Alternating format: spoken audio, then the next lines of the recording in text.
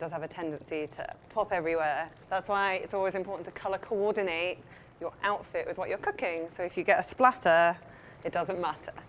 I just thought of that.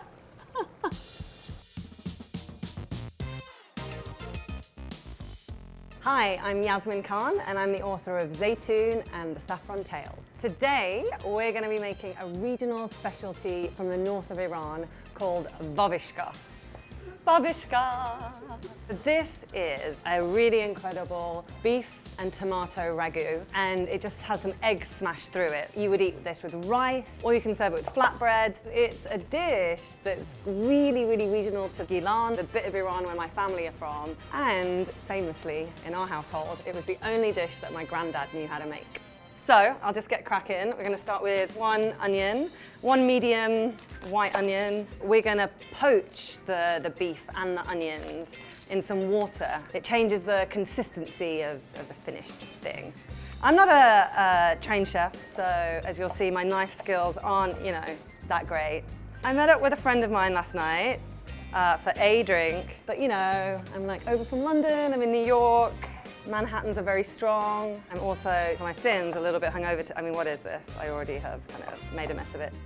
And then we've got, I think it's about a pound of ground beef. You can make this with lamb as well. It's traditionally made with beef. So you just want to kind of smush it up in your hands because you want it to cook evenly. So I've kind of been warming the pan on a kind of a medium-low heat.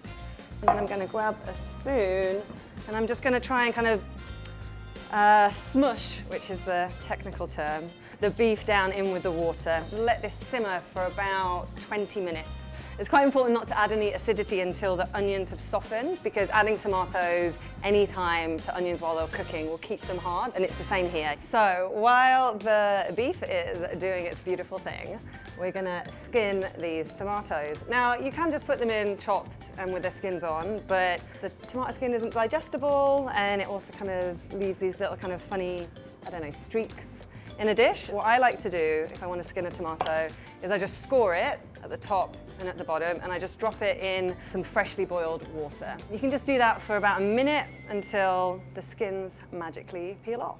It's called babishka, that again, which is, not a traditional Iranian kind of name. And the only reason I can think of is that perhaps because of the proximity of the north of Iran to, the Soviet border, the ex-Soviet border, that's how the dish came over.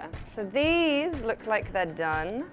And then you just take them out and they're easy just to peel. It feels really special to be able to share a regional recipe from where my family are from, because Iran's a kick-ass country and the food is delicious. Let's see how it's looking.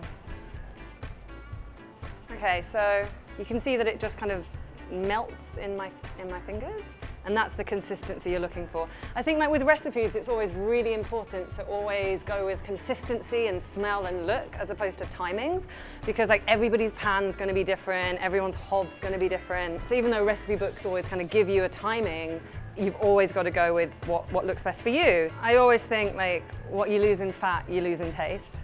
I like using kind of a good amount of fat in meat and then just being I'm going to eat slightly less meat, because for me it's better always to have good tasty food than slightly leaner food that isn't as yummy. So I'm going to leave the lid off now for a bit, and we're just going to put these tomatoes in, and then I'm just going to add, I think this is about 2 tablespoons of tomato, and then about a teaspoon and a half of turmeric. I'm using cayenne pepper here to give it a bit of punch.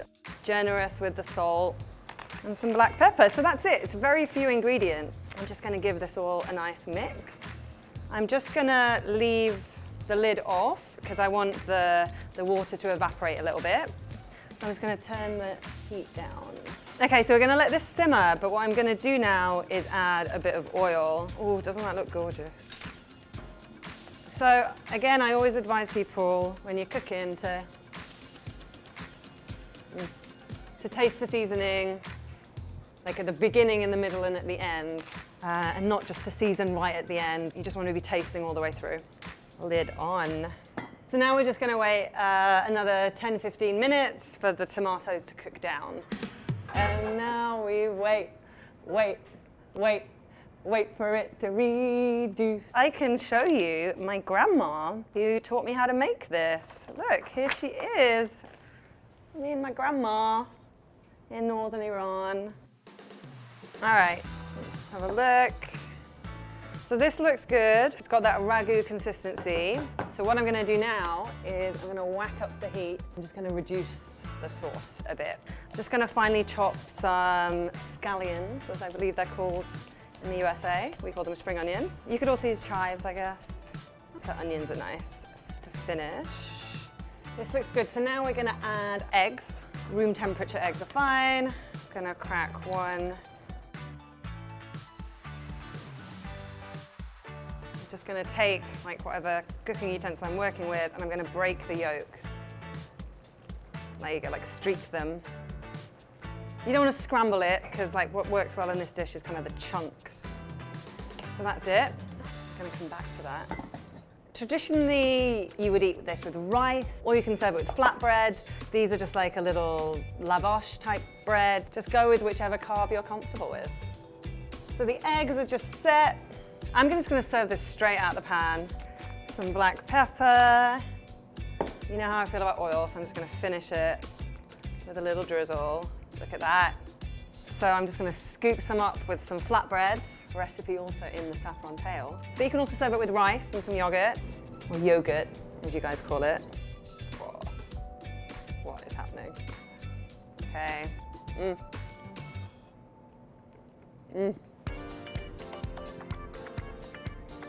No, it's really delicious because when you poach the beef, it gets all kind of soft and succulent, and you just get this like kick from the chili and this beautiful silky tomato sauce. It's just perfect comfort food. And for the recipe, just click on the link below. Is that what I did? I did it.